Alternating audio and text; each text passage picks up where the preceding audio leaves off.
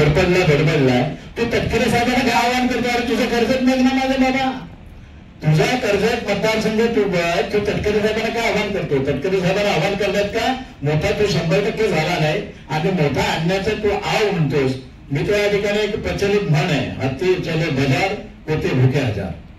हत्ती आहे ते तटकरे साहेब किती मोठा माणूस आहे, कुत्री मांजरी भुकत राहणार त्याचा विचार करण्यामध्ये अर्थ नाही. मी महेंद्र थोडेचा 2 गोष्टीसाठी या ठिकाणी निषेध करेन की त्याने आदरणीय तटकरे साहेबांच्या बाबतीमध्ये जे बदलला त्याच्याबद्दल त्याचा निषेध आणि डॉक्टर बाबासाहेब आंबेडकरांचं नाव न घेऊन महाडमध्ये त्यांचा केलेला अवमान म्हणून त्यांच्या या ठिकाणी मी जाहीर निषेध करतो. झाली आहे तसेच ते डॉक्टर बाबासाहेब आंबेडकरांच्या अतिशय समतेच्या त्या आंदोलनांच्यामुळे पवित्र झाली आहे. त्या महेंद्र थोरवेला बाबासाहेबांचं नाव घेताना परवा लाज वाटली होती का, हा माझा महेंद्रला प्रश्न आहे. महेंद्र खऱ्या अर्थाने खूप जातीवादी आहे. कसा जातीवादी? आज कर्जत तालुक्यात सुधारक परिस्थिती अशी आहे की आगरी समाजामध्ये होतकरी पोरं तयार होत आहेत. मग आमच्या मालवणीचा संकेत असेल, तुमचा ओंकारपाड्याचा अमर मिसाळ असेल, आमचे सुरेश टोकरे असतील. काय केलं माहिती रे तू त्यांचं? रे काय केलं? त्यांना धंदा लावून तुमचं आयुष्य बर्बाद केलं. माझं तर म्हणणं आहे हे सगळं तो महेंद्रांनीच केलं असेल हे अमरपणे ही त्यागी आहे.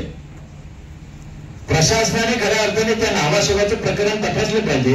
एक शासकीय जमीन आहे, शासकीय जमिनीचा 7/12 बनतो हे नाटक छेड. शासकीय जमिनीचा 7/12 हा कुठलाही सर्वसामान्य माणूस बनवू शकत नाही. त्याच्या पाठीमागे फार मोठा राजकीय वर्ग असल्याशिवाय या गोष्टी घडत नाहीत. ह्या सगळ्या गोष्टी महेंद्र करत चाललाय. महेंद्रला माझा प्रश्न आहे, मी आता हे दुसऱ्यांदा या ठिकाणी विचारतो. आमच्या ह्या गल्लीमध्ये एका बाईचा मर्डर झाला, महेंद्र कुणी केला देतो? महेंद्र पळीपरीच्या तलावामध्ये बाईचं टाकलेलं प्रेत कुणी मारलं? तर बाईला कुणी मारलं? पोलीस खात्याचे अधिकारी याच्याकडे काय लक्ष देत नाहीत? सर्वसामान्य माणसाने थोडीशी चुकी केली की त्याच्या घरी 20 वेळा पोलीस पाठवता.